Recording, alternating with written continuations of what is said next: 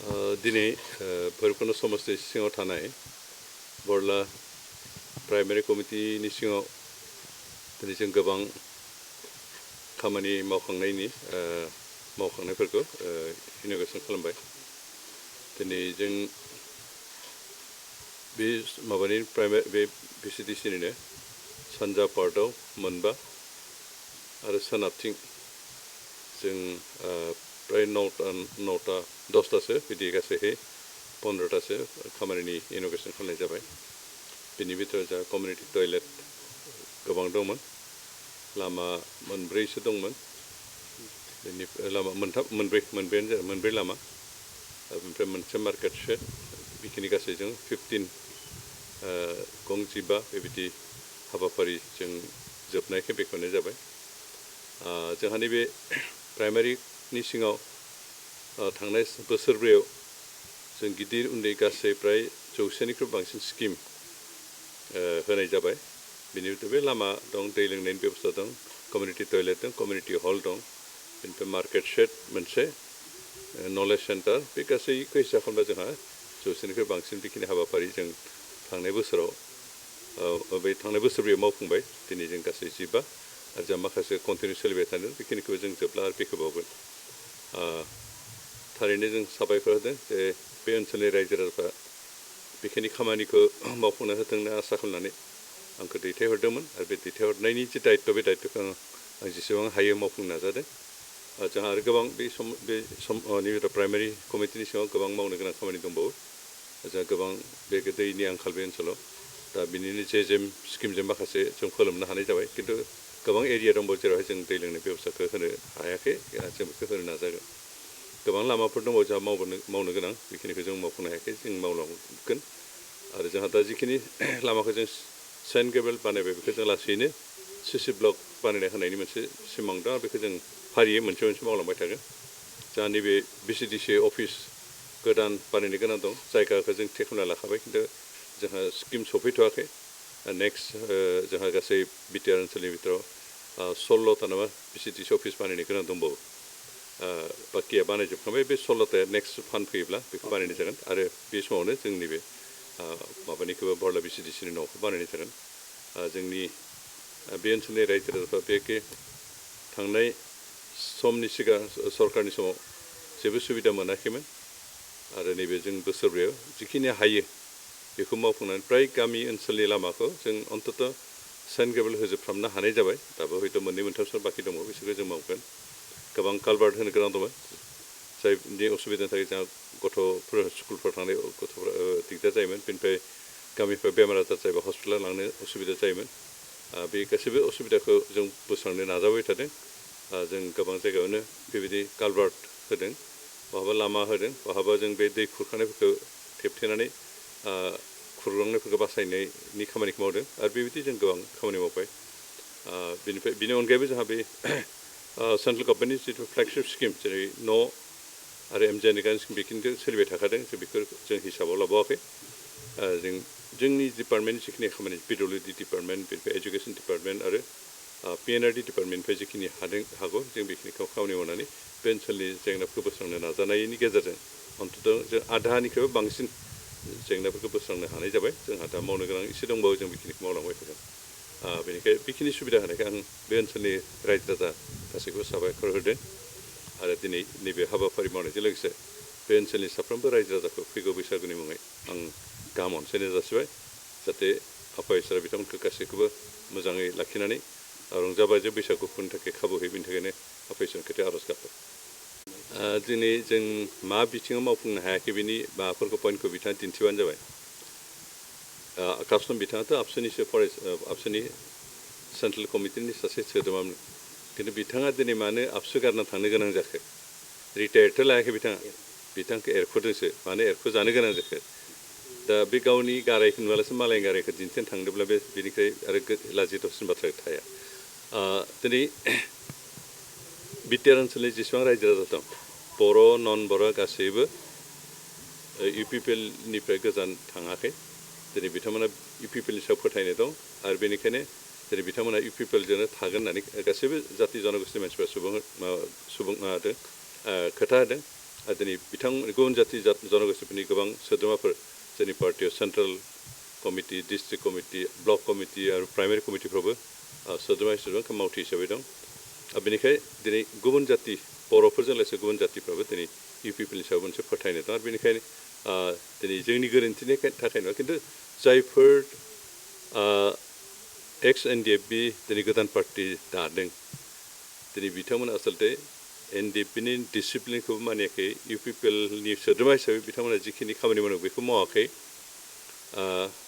बिथांमोना मानसि हिसाबै थांनानै थानांगौनि जि दायित्व बे दायित्वखौ बुजिया बेनिखायनो इजिलि जिखुनु राजनितिक पार्टिनि दैदेनगिरि जाबाय इजिलि थांनानै थानो हागोन होननानै सिमां नुनानै बेखौ दादों खिन्थु बिथांमोननि सिमां माब्लाबा मोगथां महर मोना आरो बिथांमोना खुनुदिन साक्सेस जाया मानोना पलिटिकेल पार्टिनि साक्सेस फेलारनि बाथ्रायानो रायजो राजानि मददनि सायावसो निर्भर खालामो रायजोफ्रा अनोबा रायजोफ्रा मदद खालामबासो पार्टिया थांनानै थायो आरो रायजोफोरखौ फोथायहोनो हानाय लिडारशिपनिबो बाथ्रा थाबाय दा जायफोर एक्स एनडिएफबिनि सोद्रोमाफ्रा बे पार्टि गोदान हाबनानै दं बिथांमोनहा रायजोफोरनो मा एसुरेन्स होगोन बिथांमोननि सायाव रायजोफ्रा बेसेबां फोथायगोन फोथायथावनो हानाय बेबायदि कुवालिटि दं ना गैया बे गासै बाथ्रानि सायावसो सोनारगोन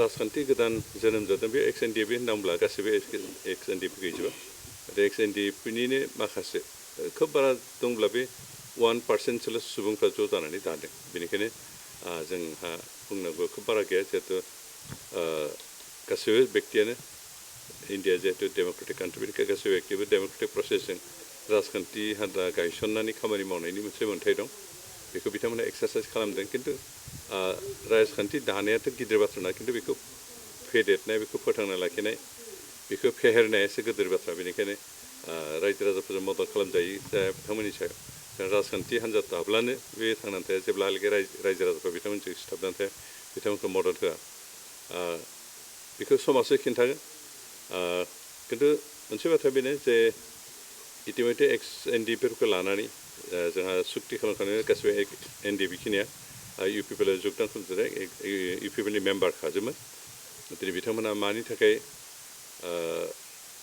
गुबुन बाथ्रा साननानै मानि थाखाय गोदान पार्टि जादों जों बेखौ बुंनो हाया बिथांमोननि उद्देश्यआ मा बिथांमोननि नोजोरा मा जों बेखौ बुंनो हाया खिन्थु बेनो बाथ्राया जे पार्टि दानानै बेखौ फोथांना लाखिनो हानाय हायिया रायजो राजाफोरनि सापर्ट खालामनाय खालामै सायावसो दा रायजो राजाफ्रा बिथांमोनखौ सापर्ट खालामगोन ना खालामा जिहेतु इतिमধ্যে बर'फोरनि गेजेराव मोननै पलिटिकेल पार्टि दंखायो इउपिपिएल थाबाय आरो मोनसे बिपिएफ थाबाय बे मोननै राजखान्थि हान्जाखौ गारनानै बेसेबां रायजोफ्रा बिथांमोनखौ सापर्ट खालामगोन बिथांमोननि लिडारशिपखौ मानिगोन मानिया बे गासै बाथ्रानि सायाव सोनारगोन इतिमধ্যে जों थांनाय 4 बोसोराव रायजो राजाफोरखौ गोजोन होनो हानाय खामानि मावनो हादों आरो बे हान्जायाव दिनै बर' नन बर' गासैबो सापर्ट खालामदों आरो बेनिखाय आंहा फोथायनाय गैया जे रायजोफ्रा जोंखौ जोगारनानै दानि गोदान हान्जायाव थांगोन आंहा बेखौ फोथाया नाथाय बिपिएफनि दैदेनगिरि कासम बसुमतारिया बुंदों दानि गोदान आफाद जिथु थांनाय बारावबो बिपिएफनिफ्राय केन्डिडेट दंमोन बिजेपिनिफ्राय केन्डिडेट दंमोन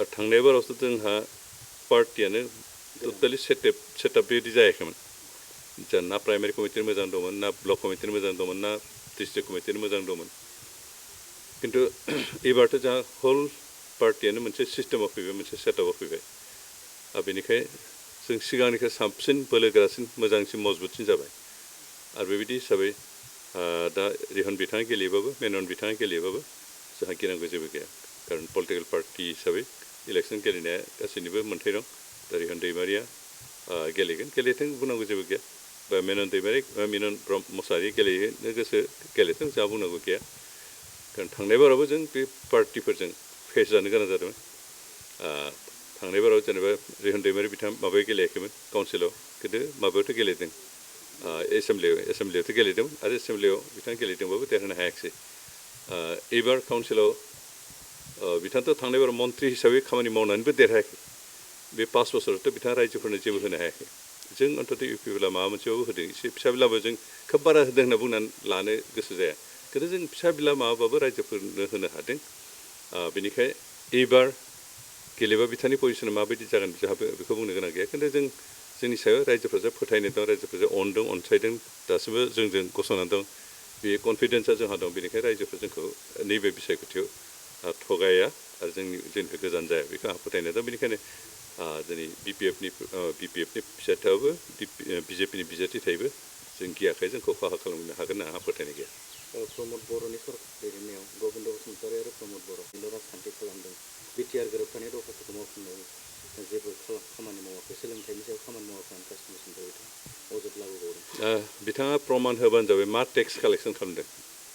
गोदो बिपिएफनि समावथ' नों चेक गेटनिफ्राय फैसा लायोमोन। गोदो जोंनि सासननि समाव जों चेक गेटनिफ्राय एक फैसाबो लायाखै।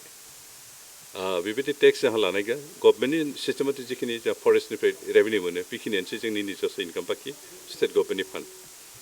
बेनिफ्राय माबानि जितु एग्रिमेन्ट बिटिआर एग्रिमेन्टनि जिखिनि सर्तफोर बेखिनि फ्राय 85% जों कमप्लिट खालामबाय। दा जोंहा मोननैसोल' गिदिर गिदिर खामानि बाखि दंबावो, बे एजुकेसन इन्स्टिटिउसन गायसननाय आरो जोंहा बे बाउन्डारिया दा 50% जोब्बाय, 50%निख्रुइ बांसिन जाबाय आरो एसे बाखि दंबावो। बेनिफ्राय बाउन्डारि कमप्लिट जायोब्ला जोंहा बे कनस्टिटिउन्सि दाखांनायबो जागोन, बेखिनिबो जानो बारा गोब्राब गैला। जों बाउन्डारियाबो मथा मथि जोंहा बाउन्डारिखिनि जाबाय, माथ्र' किसुमान सिंनि गामिनिखिनि डिक्लेयार खालामनो गोनां जादों। फरेस्ट एलेका थानायखाय बे फरेस्ट लेन्डआव थानाय सुबुंफोरनो हानि कागज पत्र जों डकुमेन्टस होनो हायाखै, बेखौ होनो हानाय लोगो लोगो गासिबो गामिफ्रा हाबजोबगोन आरो हाबजोबनानै जों फुरा बाउन्डारिखौ डिक्लेयार खालामनो हानाय अबस्था जागोन। आरो बे प्रसेसा जोंहा सोलिबाय थागासिनो दं। बेनिफ्राय एजुकेसन इन्स्टिटिउसन गायसननो हायैनि कारन जाबाय जोंहा लेन्ड, जिहेतु जोंहा सरकारि लेन्ड खोब खम, बहाबा फरेस्ट लेन्ड दं, बहाबा बिजिआर लेन्ड दं।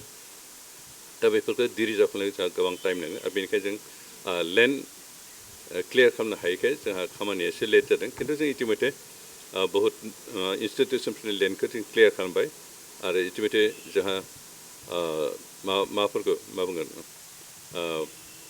बिनि माबाफोरखौ जिखिनि एस्टिमेट खालामनांगौ, प्लान खालामनांगौ बेखिनिखौ खालामबाय आरो बावैनो जों बेखौ स्टार्ट खालामनो हानाय जासिगोन। बेनिखाय जों बिथांमोना बुंनायखौ जों गनाया, खारन बिथांमोन जों इन्टारनेल बेसेबां खामानि मावदों बेखौ जेबो मिथिया। जों नुदों जे 2003 मायथाइयाव जेथिया बिटिसि सुक्ति खालामदों हाग्रामा महिलारि, बिथाङा सुक्ति खालामखांनायनि 10 बोसोरसोनि उनावसो सेक्रेटारियेट बिल्डिं बानायनो हादों आरो गुबुन गुबुन अनुस्थानफोरखौ गायसननो हादों। 5 बोसोराव हायाखै।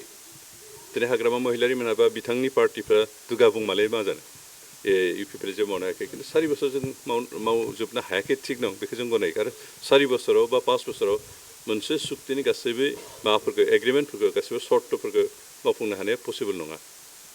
दिनै हाग्रामा महिलारियाबो बिटिसि सुक्ति खालामखांनायनि 10 बोसोरनि उनावसो खामानिफोरखौ मावफुंनो हादोंमोन।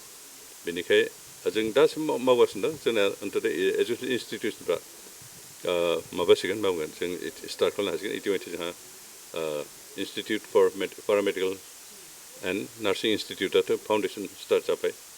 बेनिफ्राय सेन्ट्रेल इउनिभार्सिटियाबो फाउन्डेसन जासिगोन। जोंहा NITआ हानि एसे क्लियारेन्स जायाखै। बेनिफ्राय ट्राइबेल इउनिभार्सिटिया इतिमধ্যे हास्रा दंखायो, मात्र जोंहा फान्ड क्लियार जायाखै, बेखिनि जाबानो जाहैगोन। बेनिखायनो जोंहा मावनो गोनां खामानिया जथेस्थ' एडभान्स जाना दंखायो, जों बेखौ मावनो हागोन। आरो नैबे फार्स्ट टार्माव जों हायाबा जों सेकेन्ड टार्मनि फार्स्ट पार्टआव जों बेखौ मावफुंनो हागोन।